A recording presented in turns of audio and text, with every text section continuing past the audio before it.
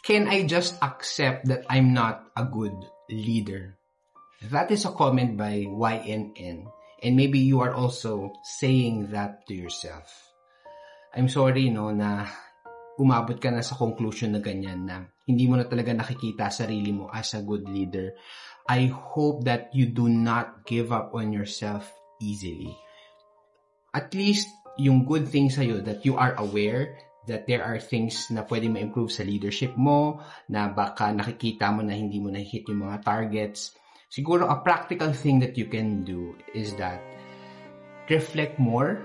Bakit mo nasabi na hindi ka magaling na leader? Siguro you can check how are you with your team, with your people. Meron bang good culture? Okay ba yung communication, yung respect with one another? Also, you can check your targets. Yung kung may KPIs ka, KRAs, yung mga metrics, silipin mo.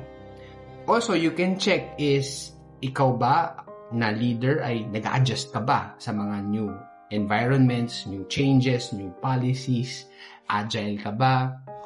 Another thing you can also check is how are you in raising up leaders, developing people in your team? Kasi hindi ko alam kasi kung what you are going through, why you concluded that, but you can check those areas and see what you can improve on, and I believe that you will still be a good leader.